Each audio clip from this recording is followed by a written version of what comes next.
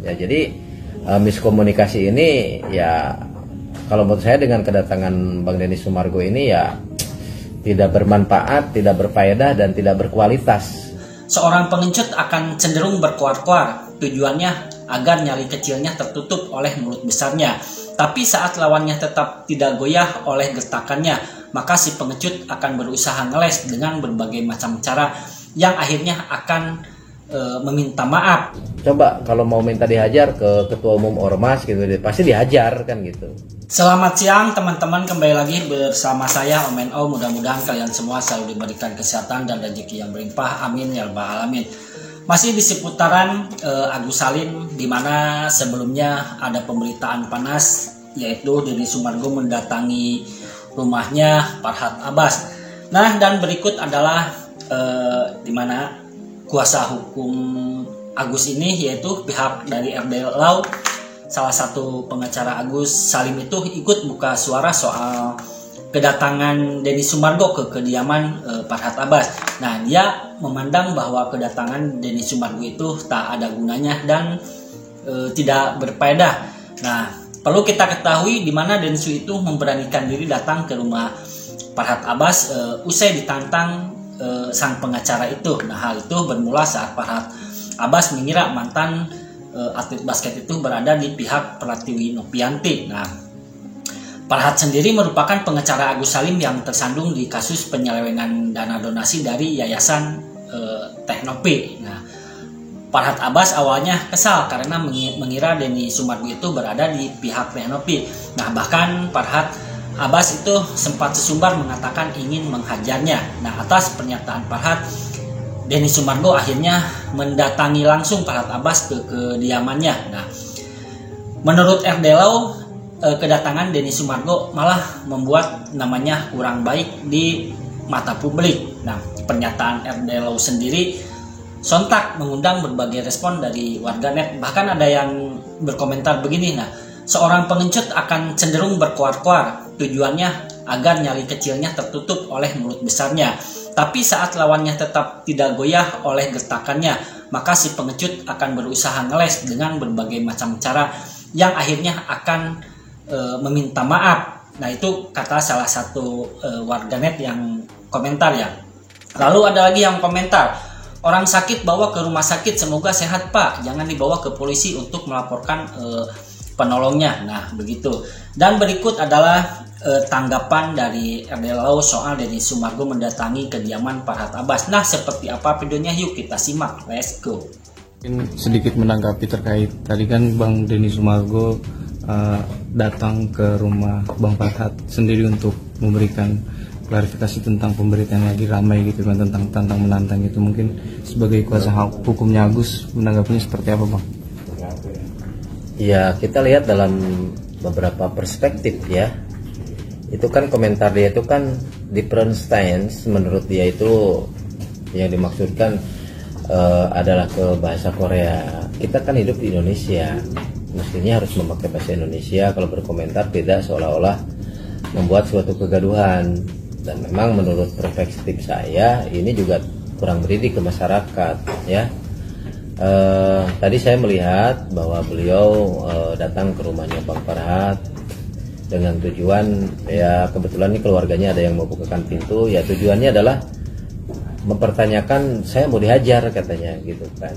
Dan memang ketika berbicaranya tidak di depan media ya sah-sah saja kalau mau mempertanyakan atau silaturahim, tapi kan diliput media sehingga saya lihat di sini ada suatu hal yang memang tidak pantas untuk disampaikan ke publik, hal seperti kayak begini. Paham nggak kalian? Dengan bahasa taek itu 100 audien yang menilai itu konotasinya negatif, meskipun bisa berkelit bahwa dia adalah menyampaikan sesuatu hal substansi dengan perkataan dia yang tidak menghina kan begitu. Tetapi kan beliau seperti yang saya katakan adalah public figure, beliau adalah orang yang memang dikenal masyarakat, ya tentunya akan menjadi dampak kurang baik buat Bang Farhad. Dan alhamdulillah tadi kita menyimak beliau datang, setelah bertemu ya beliau di depan media tidak ada yang perlu disampaikan lagi, udah damai. Terus apa manfaatnya? Manfaatnya adalah silaturahim ya. Cuman mungkin kalau silaturahimnya bukan dengan cara-cara menggiring opini kepada masyarakat bahwa saya datengin Farhad Abbas, saya minta dihajar. Ada gak pendidikannya minta dihajar? Ya mungkin kalau beliau seorang pengacara yang mungkin juga tahu nilai-nilai hukum dan prinsip-prinsip kehidupan secara sosial, ya nggak dilakukan. Ya beda mungkin kalau dengan terjadi bukan dengan Bang Farhad. Coba kalau mau minta dihajar ke ketua umum ormas gitu, pasti dihajar kan gitu. Ya enggak, ini kan enggak baik buat permasalahan ini. Saya pun kemarin sudah mulai mereda setelah bertemu dengan kawan-kawan yang berseteru. Ya sekarang ada lagi kan, tapi ya itu kan hal yang memang di luar kuasa kami gitu kan. Yang jelas apapun alasannya, hari ini kita dipertontonkan dengan sesuatu hal yang tidak mencerminkan seorang Denny Sumargo yang bijaksana. Itu kan nggak mau cari damai, minta dihajar. Coba pahami dulu perasaannya. Saya minta dihajar kan begitu. Ya mungkin Bang Farhad juga punya alasan kenapa minta dihajar. Hajar itu dalam bahasa Bang Farhad itu kan hak jaminan rakyat. Pukul, pembela kaum lemah kan gitu. Oh saya hajar kan begitu. Nah sekarang kan dua-dua di Bernstein ini, dua kalimat yang berbeda ini yang menyampaikan dengan bahasa tae dengan hajar gitu kan. Dihajar itu bukan berarti dipukulin, mungkin kan punya perspektif lain. Ya jadi miskomunikasi ini ya kalau menurut saya dengan kedatangan Bang Denny Sumargo ini ya tidak bermanfaat, tidak berfaedah dan tidak berkualitas. Justru akan jadikan nama dia jadi kurang baik di publik, kalau menurut saya gitu. Dia itu seorang public figure, YouTuber, podcaster, atau dia preman kan begitu. Kira-kira begitu kalau menurut saya, teman-teman. Nah, kemarin kan abang juga sempat mendesak gitu untuk minta maaf ya Denny Sumargo. Tapi pas datang sini tuh tadi Bang Farhad juga menjelaskan tidak ada kata maaf. Tanggapannya seperti apa Bang? Maksudnya tidak ada kata maaf dari? Maksudnya nggak ada terucap kata maaf kan. Oke. Desakan Nah itu. jadi begini kawan-kawan, permintaan maaf itu sebetulnya bukan hal yang menjatuhkan harga diri. Permintaan maaf itu adalah bukan hal yang negatif. Justru permintaan maaf itu menyadari status kita adalah makhluk sosial. Tentunya kita juga harus mendalami hal-hal tersebut sehingga ketika seseorang meminta maaf, wah orang ini cemen, orang ini kalah. Tapi dampaknya itu saya percaya bahwa itu adalah mengedepankan nilai-nilai kepatuhan. Seseorang meminta maaf itu baik, ya. Coba misalkan Denny Sumargo datang dengan kan Anda minta mengajar, ya udah Bang.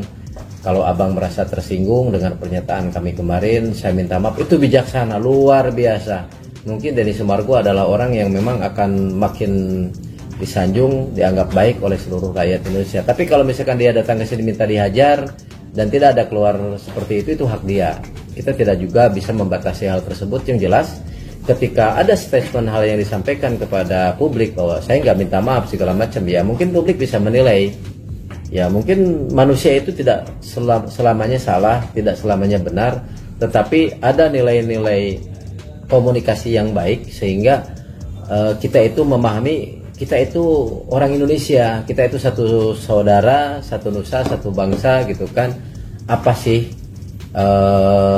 susahnya? Dan Bang Farhad pun menyampaikan dari awal ini gara-gara Bang Denny Sumargo, dan memang kita juga melihat dia kan di podcastnya di Denny Sumargo kan begitu. Jadi ada alasan-alasan tertentu gitu loh. Jadi kalau dalam perspektif publik atau saya pribadi sebagai masyarakat, ini kan ada perasa yang menyinggung dengan different stance yang dia katakan sehingga perkataan tersebut men-trigger beberapa pihak ya termasuk dengan Bang Farhad Abbas. Makanya saya kemarin menekankan, saya mendesak untuk Bang Denny Sumargo meminta maaf karena sudah ada ketersinggungan di antara kami yang memang bahasa itu tidak pantas untuk diucapkan di publik. Kira-kira begitu.